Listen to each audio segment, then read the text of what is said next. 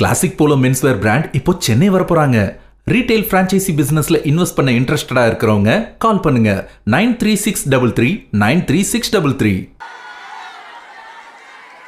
அன்புள்ள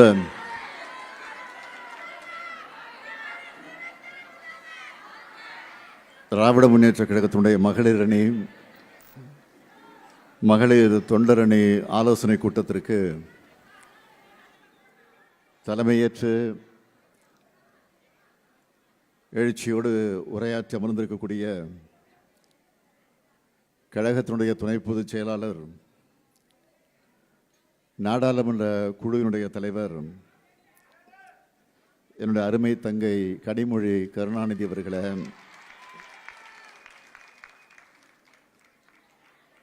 இந்த நிகழ்ச்சிக்கு வருகை தந்து சிறப்பித்துக் கொண்டிருக்கக்கூடிய கழக பொருளாளர், மக்களவை குழுவினுடைய தலைவர், என்னுடைய அருமை சகோதரர் TR பாலு அவர்களே, மகளிர் அணியினுடைய தலைவர் திருமதி விஜயா தாயன்பன் அவர்களே, மகளிர் அணியினுடைய செயலாளர் திருமதி எலன் டேவிட்சன் அவர்களே, மகளிர் தொண்டரணியின் செயலாளர் திருமதி நாமக்கல் ராணி அவர்களே, மகளிர் அணி, மகளிர் தொண்டரணி, மகளிர் பிரச்சார குழு, சமூக வலைத்தள பொறுப்பாளர்கள், இணை செயலாளர்கள், துணை செயலாளர்கள், மாவட்ட மாநகர மகளிர் அணியுடைய அமைப்பாளர்கள், துணை அமைப்பாளர்கள், நிர்வாகிகள்,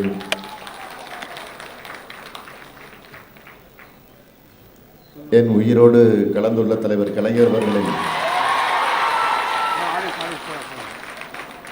உயிரினும் உயிரான உடன்பிறப்புகள் அனைவருக்கும் என்னுடைய அன்பான வணக்கம்.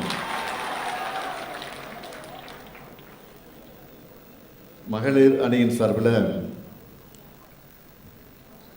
இந்த எழுச்சி மிகுந்த இந்த கூட்டத்தை மிக சிறப்பாக ஏற்பாடு செய்திருக்கக்கூடிய கழகத்தினுடைய துணை பொதுச் செயலாளர், என்னுடைய அருமை தங்கை கனிமொழி கருணாநிதி அவர்களுக்கும், மகளிர் அணி, மகளிர் தொண்டரணி செயலாளர்களுக்கும் நிர்வாகிகளுக்கும் என்னுடைய பாராட்டுக்களையும் வாழ்த்துக்களையும் நான் தெரிவித்துக் கொள்ள விரும்புகிறேன்.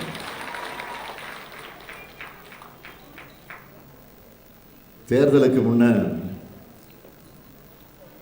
வெல்லும் தமிழ் பெண்கள் மண்டல மாநாடுகள், வீடு வீடாக போய் பிரச்சாரம், சமூக வலைத்தளத்தில் செயல்பாடுகள்னு மகளிர் அணியை சார்ந்த நீங்கள் எல்லாரும் மல்டி டாஸ்கிங் அணியா, அதாவது பல்வேறு பணிகளை செய்கிற அணியா மிக எழுச்சியோடு செஞ்சு முடிச்சிங்க. கழகம் பெற்றிருக்கக்கூடிய வாக்குகளுக்கு உங்களுடைய முயற்சிகளும் முக்கிய காரணமாக அமைந்தது என்பதை யாரும் மறைத்திட முடியாது. அதற்காக நான் முதல்ல என்னுடைய மனப்பூர்வமான நன்றியை அத்தனை பேருக்கு நான் தெரிவிச்சுக்க விரும்புகிறேன். இப்போ எதிர்கட்சியாக இருக்கிற நாம மீண்டும் ஆளுங்கட்சியாக மாறணும்னா இன்னும் சுறுசுறுப்பாகவும் வேகமாகவும் செயல்படும்.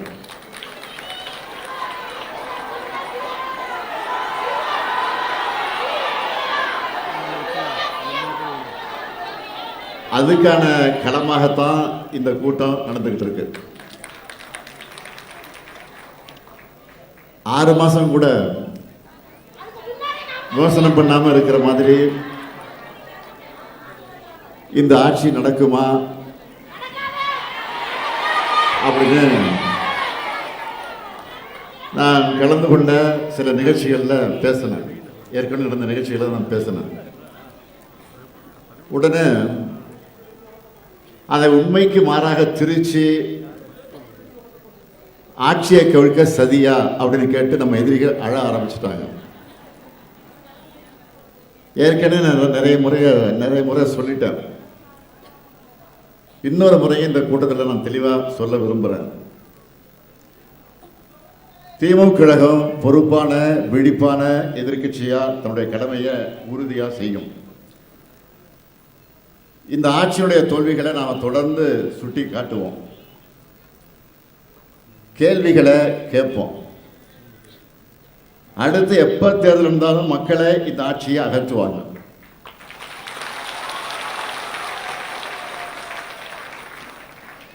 கடந்த 5 ஆண்டு காலம் நடைபெற்ற நம்முடைய திராவிட மாடல் ஆட்சியை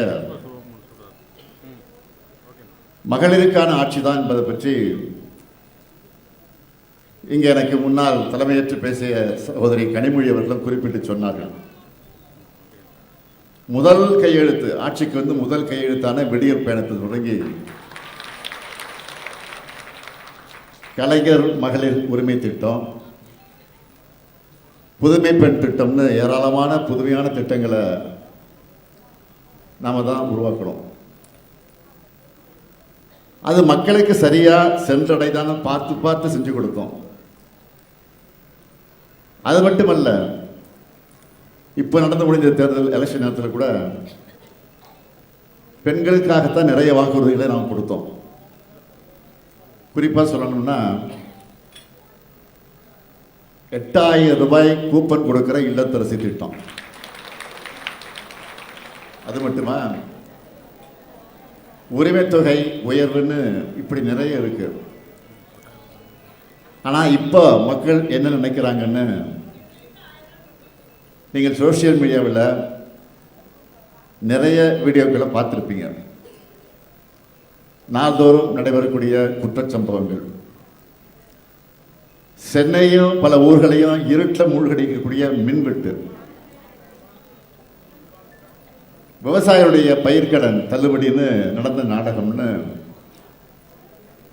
இப்படி பலதரப்பட்ட மக்களும் ஏண்டா இந்த ஆட்சிக்கு வாக்களிச்சோன்னு கோபமா ஆவேசமா வருந்திக்கிட்டு இருக்கிறாங்க. ஓட்டு போட்டவனு வருத்தப்படுறான், ஓட்டு போடாதவனு வருத்தப்படுறாங்க. அதான் இப்போ இருக்கக்கூடிய நிலை. சாதாரணமாக சொல்கிறாங்க, ஏதோ 2 ஓட்டு போட்டோம், நீங்கள் தான் ஆட்சிக்கு வரும்னு நினச்சோம், இப்படி ஆயிடுச்சு. இப்போ இந்த ஆட்சியில் குற்றங்கள் பெருகிடுச்சு. நியூஸ் சேனலை வச்சால கொடூரமான குற்ற சம்பவங்கள் தான் செய்திகளாக வந்துக்கிட்டு இருக்கு. எனக்கு முன்பு பேசிய தங்கை கனிமொழி சொன்னாங்க, சமீபத்தில் திருவைகுண்டத்தில் ஆளுங்கட்சி சார்ந்த பெண்ணுக்கு அந்த கட்சியினரை பாலியல் தொல்லை கொடுத்துருக்குறாங்க. இது பற்றி 2 அமைச்சர்கிட்ட முறையிட்டும் நீதி கிடைக்கல.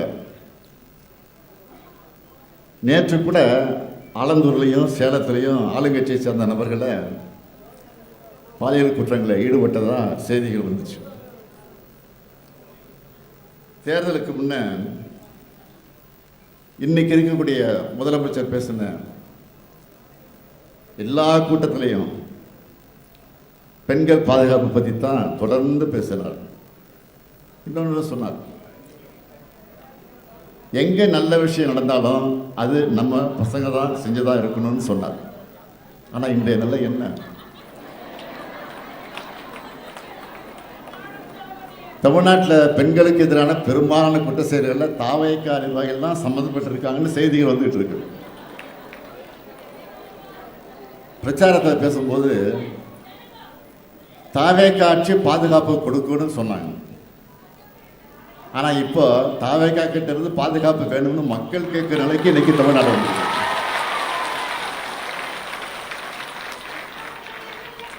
பொதுவாக எல்லாரும் ஷாப்பிங் போனால் என்ன வாங்குவாங்க? ட்ரெஸ் வாங்குவாங்க, வீட்டுக்கு தேவையான பொருட்களை வாங்குவாங்க. ஆனால் இப்போ நம்ம முதலமைச்சர் என்ன செய்கிறார் தெரியுமா? அதிமுக எம்எல்ஏக்கள் ஷாப்பிங் பண்ணிட்டு இருக்கிறாரு.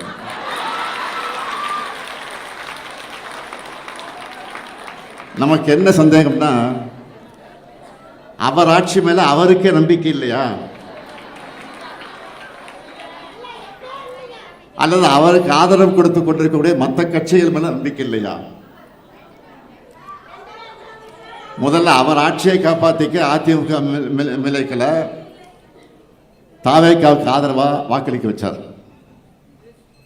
இப்போ அவங்களை ராஜினாமா பண்ண வச்சுட்டு அடுத்த நொடிய தன்னுடைய கட்சியில் இணைச்சிருக்கிறார்.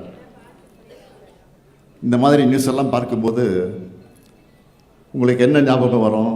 பாஜக மற்ற மாநிலங்களில் பண்ணுறதே இங்கே முதலமைச்சர் விஜய் அவர்கள் செஞ்சுக்கிட்டு இருக்காரு. அதாவது பாஜகவோட ஜெராக்ஸ் மாதிரி செயல்படுறாரு. உதவின்னு கேட்டப்போ அவருக்கு ஆதரவு கொடுத்த கட்சிகள் எல்லாம் இதை பற்றி கேட்குறப்ப தர்ம சங்கடத்தை தவிக்கிறாங்க. கொஞ்சம் யோசிச்சு பாருங்க. ஒரு கட்சியில் பல பேருக்கு இடையிலே ஒருத்தரை தான் வேட்பாளராக நிறுத்த முடியும். அப்படி தான் வாய்ப்பு கிடைக்கும். எத்தனையோ தொண்டர்கள் உழைக்கிறாங்க. கூட்டணி கட்சிகளை இவங்க வெற்றிக்காக உழைக்கிறாங்க. இத்தனை பேருடைய உழைப்பில் வெற்றி பெற்றுட்டு வாக்குப்பதிவின் போது கைவிரலில் வச்ச மை அழிகிறதுக்குள்ளேயே ரிசைன் பண்ணிட்டு ராஜினாமா பண்ணிட்டு இன்னொரு கட்சிக்கு ஆதரவு கொடுக்குறாங்க. ஜனநாயக சக்திகள் நியாயமா இதை கேள்வி கேட்கணுமா வேணாமா? ஒரே மாசத்துல எம்எல்ஏக்கள் ரிசைன் பண்ணிட்டு தாவேக்காவில் ஜாயின் பண்றாங்களே,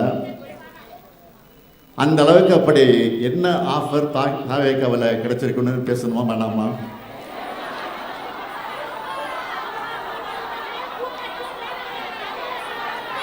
ஜனநாயகத்தை கேலி கூத்தாக்குற அசிங்கமான ஆட்சியா இந்த ஆட்சி இருக்கு. முதலமைச்சர் தான் மேடைக்கு மேடை கான்ஃபிடண்டா இருங்க சொல்றாரு. தவிர அவர் முதல்ல கான்ஃபிடண்டா இருக்காரா?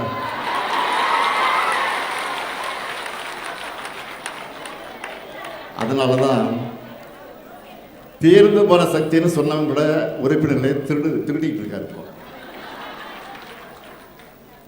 தீர்ந்து போன சக்தி விட்டே திருடுற இவர் எவ்வளவு காஞ்சி போன சக்தியா இருப்பார்.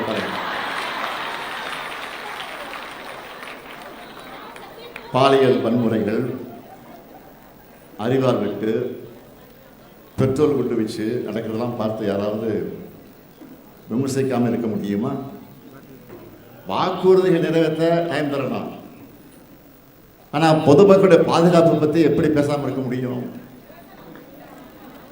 நேற்று முன்தினம் டெல்லியில் பிரதமர் தலைமையில் முதலமைச்சர்கள்லாம் கலந்து கொள்ளக்கூடிய நிதி ஆயோக் கூட்டம். அந்த கூட்டத்துக்கு இந்த முதலமைச்சர், இங்கே இருக்கக்கூடிய முதலமைச்சர் போயிருக்கிறார். அங்கே போய் என்ன பேசினார்லாம் உங்களுக்கு தெரியும். திராவிட மாடல் ஆட்சியில்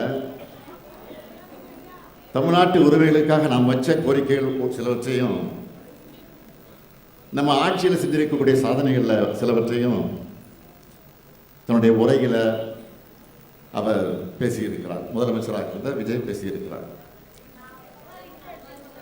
அதே சமயத்தில் பேசுனது நம்ம வரவேற்கிறோம். அதே சமயத்தில் நான் முதலமைச்சராக இருக்கிறப்ப இதே மாதிரி டெல்லி சென்று பேசினப்போ இப்போ முதலமைச்சராக இருக்க என்னவெல்லாம் பேசினா தெரியுமா? நான் அவருக்கு ஞாபகப்படுத்துகிறேன்.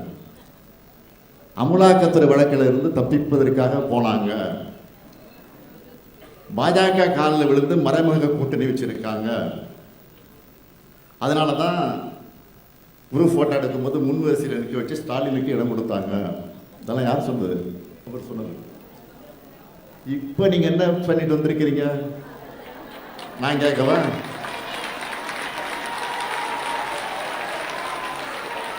நான் கேட்குறேன். இப்போ பதில் சொல்லுங்க.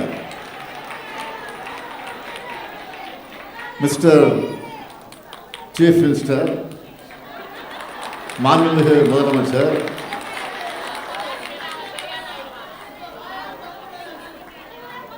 கரூர் சிபிஐ வழக்கிலிருந்து தப்பிக்க தானே நீங்க டெல்லிக்கு போனீங்களா? பாஜகவை உறுதியா விமர்சிச்சு பேசினா உங்க ஆட்சிக்கு ஆபத்து வந்துடுன்னு பேசவே பயப்படுறீங்களா? இந்த கேள்வியெல்லாம் கேட்டு ஒரு முதலமைச்சராக நீங்க அரசு கூட்டத்தில் கலந்துக்கிட்டதை உங்களை மாதிரி நான் தரம் தாழ்த்தி விமர்சிக்க விரும்பல.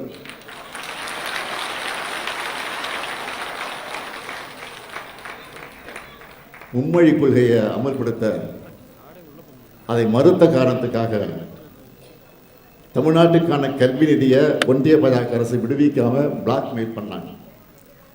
திமுக அரசு அதை எதிர்த்து போராடணும். அதில் கூட இப்போ இருக்கிற முதலமைச்சர் என்ன சொன்னார்? பாஜக அரசை கண்டிக்காம கொடுப்பது அவங்க கடமை, வாங்கிறது இவங்க உரிமை.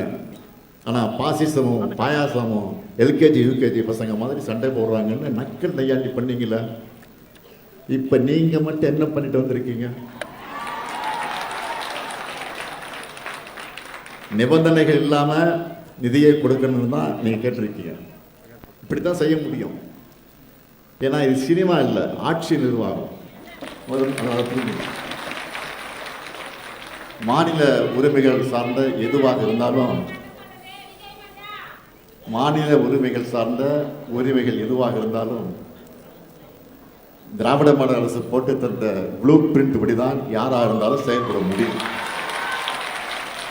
சொல்லப்போனால் இந்தியாவுடைய 2வது பெரிய பொருளாதாரம் தமிழ்நாடு.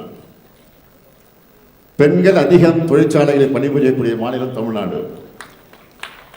நம் மாணவர்களுக்கு நீட் விலக்கென திமுக அரசோட பாலிசி நோட் மாதிரி தான் முதலமைச்சருடைய மொத்த பேச்சு இருந்துச்சு. ஈழச்சாங்க காப்பியாக இருந்தால் நல்லா இருக்காதுன்னு 2030க்குள்ள $1 டிரில்லியன் பொருளாதாரம்னு நான் சொன்னதை மட்டும் 2036க்குள் $1.5 டிரில்லியன் அப்படின்னு கொஞ்சமாக ஏதோ பட்டி பார்ப்பாங்களா, காரில் பட்டி பார்க்குற மாதிரி முதலமைச்சர் பேசிட்டு இருக்கிறார். இருந்தாலும் அதுக்காக என்னுடைய வாழ்த்துக்கள். மிஸ்டர் சீஃப் மினிஸ்டர், உங்களுக்கு நன்றி. ஓ சாரி, மாண்புமிகு முதலமைச்சர் அவருக்கு. இப்போ வேற ஒன்றும் இல்லை. இப்போ நான் கேட்ட கேள்விகள்லாம் இங்கே வந்திருக்கக்கூடிய மகளிர் அணி உடன்பிறப்புகள் மக்கள் கிட்ட கொண்டு போய் சேர்க்கணும். மக்கள் கிட்ட கொண்டு போய் சேர்க்கணும். நம்மை நம்பி 1,51,00,000 பேர் வாக்களிச்சிருக்கிறாங்க. அவங்களுடைய நம்பிக்கையை காப்பாற்றணும். எனவே விழிப்புணர்வு ஏற்படுத்தினா மட்டும் போதாது. லட்சக்கணக்கான இளம்பெண்களை திமுகவை நோக்கி ஈர்த்து வரணும். அது மாதிரி நம்ம செயல்பாடுகள் இருக்கணும். நம்ம கிட்ட வரலாறு இருக்கு, கொள்கை இருக்கு, சாதனை இருக்கு, எதிர்காலத்துக்கு தேவையான தொலைநோக்கு பார்வை இருக்கு. இது எல்லாத்தையும் அவங்களுக்கு புரிகிற மாதிரி சொல்லுங்க. புரிஞ்சிக்க ஆரம்பித்தா நிச்சயம் அவங்க திமுகவை நோக்கி தான் வருவாங்க. அதுக்கான பொறுப்பும் கடமையும் மகளிர் அணியாக இருக்கக்கூடிய உங்ககிட்ட தான் இருக்கு. நம்முடைய இயக்கம் அறிவு இயக்கம் என்பதை காட்டுங்க. எல்லோரையும் நம்மை நோக்கி, நம்ம இயக்கத்தை நோக்கி அழைச்சிட்டு வாங்க.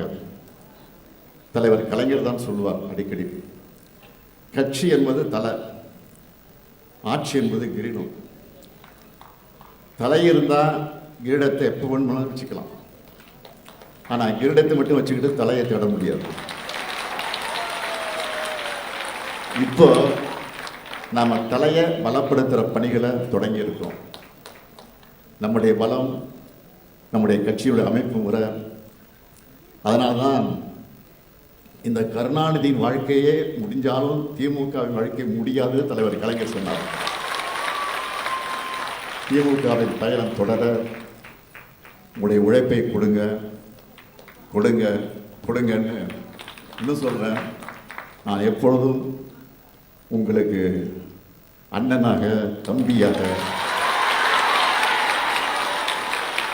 சகோதரனாக, உடன்பிறப்பாக, ஒட்டுமொத்தமாக உங்களை உடன்பிறப்பாக இருப்பேன் என்ற உறுதியை சொல்லி, மகளிருக்கான உங்களுக்கு உரிய அங்கீகாரம் நிச்சயம் கிடைக்கும் என சொல்லி விடைபெறுகிறேன். நன்றி, வணக்கம்.